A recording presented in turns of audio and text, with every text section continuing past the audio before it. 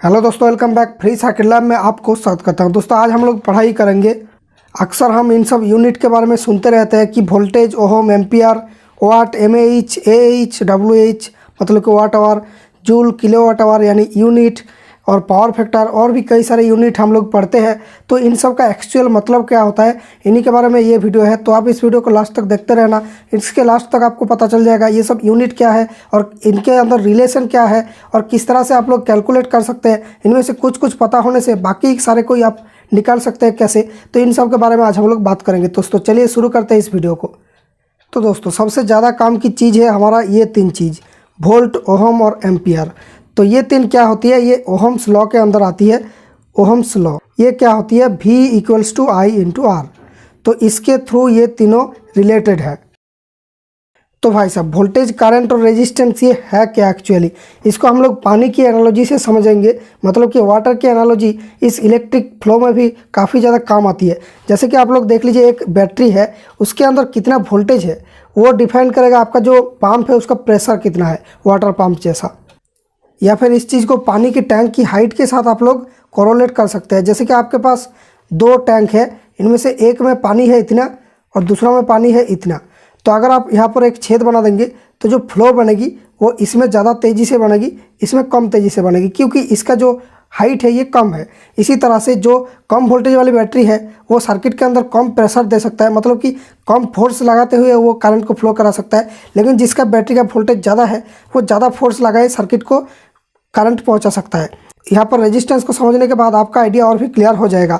मतलब कि रेजिस्टेंस जो होता है ये होता है रोक, मतलब कि ये करंट के फ्लो को कितना रोक रहा है। अगर आपने यहाँ पर एक पाइप लगा दिया तो वो पाइप कितना पतला है, वो जितना पतला होगा उतना ही ज़्यादा रोक लगाएगा इस पानी को इस तरफ आने में। तो ये होता है रेजिस्टेंस, मतलब कि इसमें कितना रोक रहा है, ये पानी के फ्लो को कितना रोक रहा है। ऐसे ही अगर कोई वायर का रेजिस्टेंस है, किसी भी वायर का कुछ ना कुछ रेजिस्टेंस होती है। अगर हम लोग ये वायर ज़्यादा लेंथ में ले लेते हैं तो रेजिस्टेंस ज़्यादा होती है, और ये वायर पतला होती है तो रेजिस्टेंस ज़्यादा होती है। जैसे कि पाइप के साथ भी ऐसा ही होता है। तो इसी तरह से ये रेजिस्टेंस अगर ज़्यादा है तो इसमें सेम करंट फ्लो करवाने के लिए जो रेजिस्टेंस कम है जिस वायर का, उसमें जितना वोल्टेज ज़रूरत होता था उससे ज़्यादा वोल्टेज इसमें ज़रूरत होगी, क्योंकि इसमें रोक ज़्यादा है तो हमें प्रेशर ज़्यादा देना पड़ेगा। तो रोक होता है रेजिस्टेंस और प्रेशर होता है वोल्टेज, और आई जो होता है ये होता है फ्लो।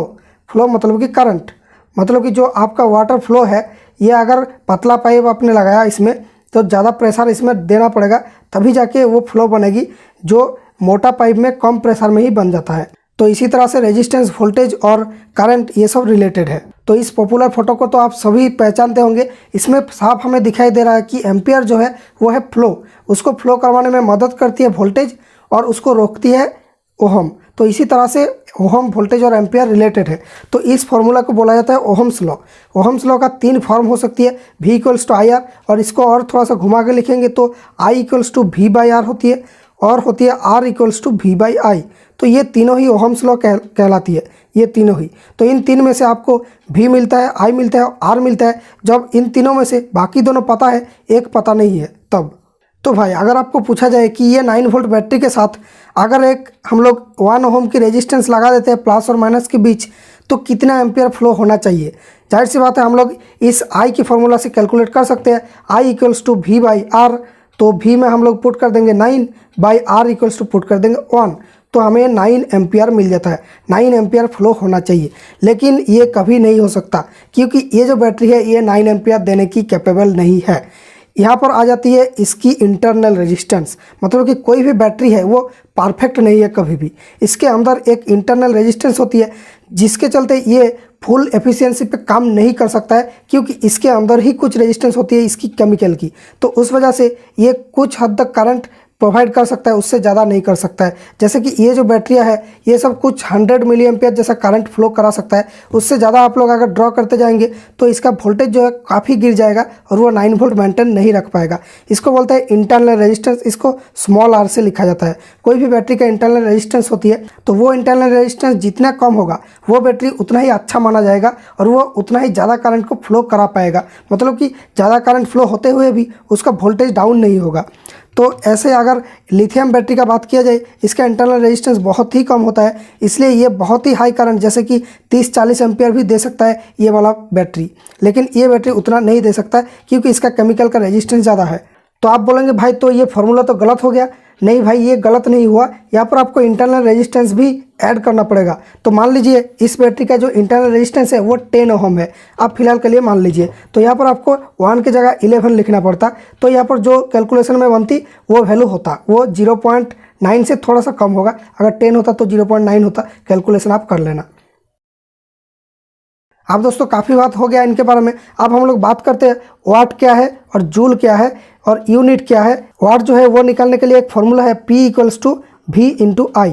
तो ये होता है वाट की फार्मूला। Power = voltage × ampere. तो ये होता है W = V × I, watt = volt × ampere. तो मान लीजिए आपका जो फ़ोन का चार्जर है वो है 5 वोल्ट 2 एम्पियर की, तो उसका वाट कितना हो गया, 5 × 2 = 10 वाट की चार्जर है ये। लेकिन आप मान लीजिए आपके पास ये वोल्ट और एम्पियर में से कोई एक उपलब्ध है, बाकी उपलब्ध नहीं है। मानिए कि वोल्टेज है 5 वोल्ट, तो उसके साथ आपने एक रेजिस्टेंस लगाया 1 ओहम की, तो उसमें आपको कितना वाटेज मिलेगा वो भी आप कैलकुलेट कर सकते हैं। तो यहाँ पर V को इस फार्मूला से पुट कराना है, IR फार्मूला से। तो जैसे कि आप अगर आप V को रिप्लेस कर देते हैं तो W = IR × I हो जाएगा, तो I² R हो जाएगा। तो ये होता है, ये भी वाट का फार्मूला होता है। और एक फार्मूला है V²/R, तो ये भी वाट का फार्मूला है। अगर यहाँ से आप लोग I को रिप्लेस कर देते हैं तो ये तीनों ही वाट का फार्मूला है।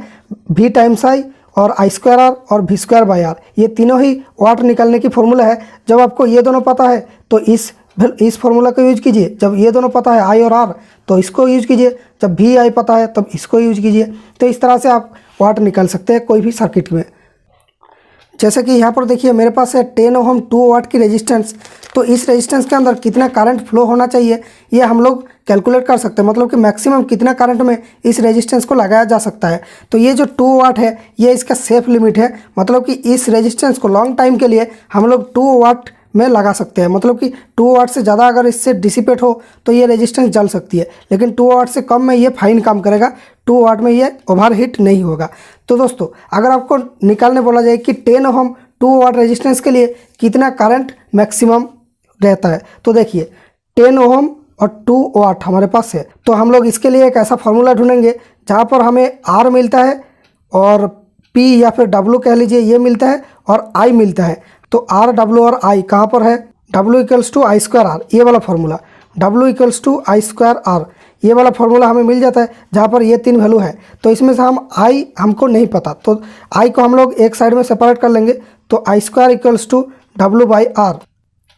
सो I = W/R उसका रूट, मतलब कि टू द पावर हाफ।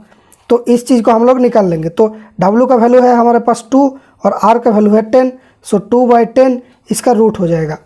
तो हमें मिल जाता है 0.447 एम्पियर इसमें करंट फ्लो हो सकती है मैक्सिमम, मतलब कि 447 मिली एम्पियर मैक्सिमम इस रेजिस्टेंस के अंदर जा सकती है। तो ये था हमारा कैलकुलेशन। तो इस तरह से आप लोग बहुत सारे ऐसे कैलकुलेशन कर सकते हैं आपका इलेक्ट्रॉनिक्स लाइफ में। ये वीडियो काफ़ी हेल्पफुल रहेगा। अब देखते हैं ये यूनिट क्या है। यूनिट जो हम लोग मीटर में यूनिट होती है, जैसे हमारा इलेक्ट्रिसिटी बिल आती है वो वाला यूनिट, तो उस यूनिट को कहा जाता है किलोवाट आवर। ये दोनों सेम ही होता है, यूनिट और किलोवाट आवर कोई भी आप कह सकते हैं। तो ये इसका मतलब क्या होता है, इससे पहले हमें समझना पड़ेगा वाट आवर क्या होता है। तो मानिए कि आप एक 100 वाट बल्ब को यूज कर रहे हैं आपके घर में, तो 100 वाट बल्ब कितना घंटा जला वो होता है आपका watt hour, watt into hour ये होता है।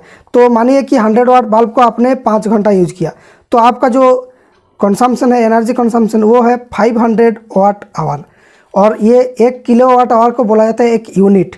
तो ये कितना किलोवाट आवर हो रहा है, 1 किलोवाट मतलब होता है 1000 वाट आवर। ओके, तो 1000 वाट आवर होता तो ये 1 यूनिट होता। तो यहाँ पर क्योंकि 500 हुआ है तो ये हाफ यूनिट के बराबर है। तो इसी तरह से आप आपके घर के कंजम्पशन भी कैलकुलेट कर सकते हैं कि आपका टीवी कितना घंटा चलता है, आपका फ्रिज कितना घंटा चलता है, आपका पंखा कितना घंटा चल रहा है, आपका एलईडी लाइट वगैरह सब को टोटल करेंगे, वाट को आवर से मल्टीप्लाई करेंगे, कितना वाट का चीज़ कितना घंटा चल रहा है, और सबको टोटल कर देंगे तो आपको मिल जाएगा वाट आवर। और उसको 1000 से डिवाइड कर देंगे तो आपको किलोवाट आवर यानी यूनिट मिल जाएगा।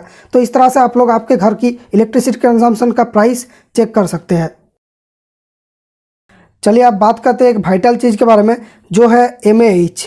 तो हम लोग हर जगह देखते हैं कि बैटरी के ऊपर mAh लिखा जाता है, बड़ी बड़ी बैटरी में AH लिखा हुआ रहता है। तो ये सब का मीनिंग क्या है? यहाँ पर देखिए 10,000 mAh का पावर बैंक है, तो इन सब का एक्चुअल मीनिंग क्या होता है? तो चलिए इसके बारे में थोड़ा सा बात कर लिया जाए। तो mAh इसका सिंपल मतलब होता है milli ampere into hour, into मतलब कि मल्टीप्लाई करना। तो कितना मिली एम्पियर, कितना घंटा तक ये बैटरी दे सकता है, वही होता है इसका mAh वैल्यू। मतलब कि यहाँ पर देखिए लिखा हुआ है 1200 mAh। तो अगर आप लोग यहाँ से 1.2 एम्पियर यानी 1200 मिली एम्पियर खींचते हैं कॉन्स्टेंटली, तो ये बैटरी 1 आवर तक लास्ट कर सकती है फुल चार्ज में। ओके, या फिर अगर आप इसके ऊपर लोड देते हैं 500 मिली एम्पियर की, तो ये लगभग मानिए 600 मिली एम्पियर, तो ये 2 घंटा की आपका बैकअप दे देगा। तो ये जो है इस मिली एम्पियर वैल्यू और इस टाइम को मल्टीप्लाई करने से जो निकलता है वही होता है mAh। और बड़ी बैटरी के लिए वो जो है AH में कन्वर्ट किया जाता है, क्योंकि छोटी छोटी बैटरी के लिए ये जो है वैल्यू बहुत कम होगी। अगर AH में मापा जाए तो 1.2 बनेगी ये। तो बड़ी बैटरी के लिए mAh में मापेंगे तो इतना आपको जीरो लगाना पड़ेगा, तो वो तो पॉसिबल नहीं है। इसलिए 1000 से डिवाइड कर दिया जाता है। यहाँ पर जो हम लोग मिली एम्पियर माप रहे थे उसके जगह हम लोग एम्पियर को पुट कर देते हैं, तो एम्पियर इंटू आवर। अगर कोई बैटरी 100 AH का है तो इसका मतलब कि उससे अगर आप लोग 20 एम्पियर खींचेंगे कॉन्स्टेंटली तो वो 5 घंटा लास्टिंग करेगा। मतलब कि ये एम्पियर वैल्यू इंटू ये टाइम, इन दोनों को मल्टीप्लाई करेंगे, जो बनेगी वही बैटरी की कैपेसिटी होती है। अब इस बैटरी की जो एनर्जी है वो भी आप माप सकते हैं। तो यहाँ पर जो वाट आवर बताया ना, ये ओनली इलेक्ट्रिसिटी मीटर में नहीं, इन सब बैटरी में कितना एनर्जी स्टोर्ड है ये भी आप निकाल सकते हैं। जैसे कि इस पावर बैंक में देखिए लिखा हुआ है 37 वाट आवर, ये देखिए। तो 37 वाट आवर का मतलब क्या होता है? जो इस बैटरी की वोल्टेज, ये देखिए 3.7, इस वोल्टेज को हम लोग मल्टीप्लाई कर देंगे इस mAh से इंटू 1.2, तो ये हो जाएगा इसका वाट आवर। क्योंकि ampere into voltage equals to हमने बताया था वाट, तो VAH ये होता है WH। तो VA के जगह हम लोग W पुट कर देंगे, क्योंकि इस फार्मूला में यहाँ पर देखिए लिखा हुआ है V और I मतलब ही एम्पियर होता है। तो ये जो है VI इक्वल्स टू W, तो इसके जगह अगर हम लोग W पुट कर देते हैं तो इस बैटरी का जो है वाट आवर ये निकल जाएगी। तो ये दोनों मल्टीप्लाई करने से जो बनेगी वही इसका वाट आवर वैल्यू है। तो क्योंकि यहाँ पर ये जो बैटरी है ये 10,000 mAh का मतलब कि 10 AH का बैटरी है, इसलिए इसके जो वाट आवर बनेगी वो 3.7 इंटू 10 मतलब कि 37 वाट आवर है ये बैटरी। इसका सिंपल मतलब ये भी होता है कि 37 वाट की कोई चीज़ अगर इससे चलाया जाए तो ये 1 घंटा लास्ट करेगा, या फिर अगर 3.7 वाट की कोई चीज़ इसमें लोड दिया जाए तो ये 10 घंटा सप्लाई कर सकता है। तो ये सब इन सब का मीनिंग होता है।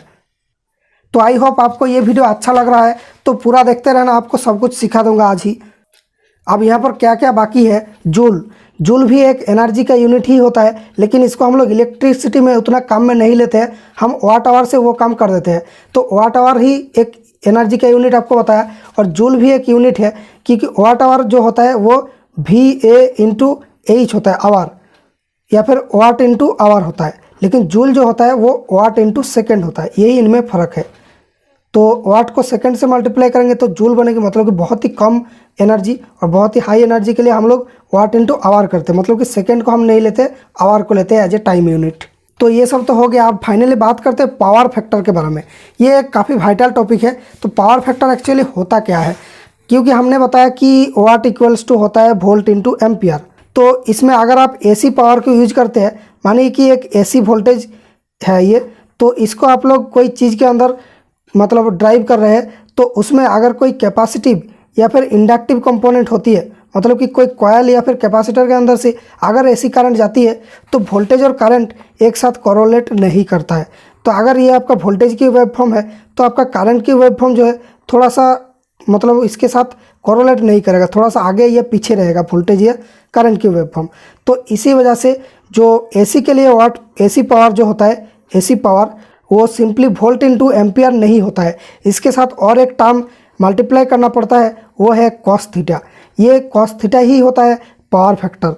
तो ये कॉस थीटा का जो कॉन्सेप्ट है ये क्या है, आपको सिंपल ब्रीफ में इस वीडियो में बता देते हैं, और ऊपर में जो वीडियो आ रहा है उसमें आपको डिटेल में समझ आएगा। तो देखिए, ये जो कॉस थीटा है ये एक्चुअल में है क्या?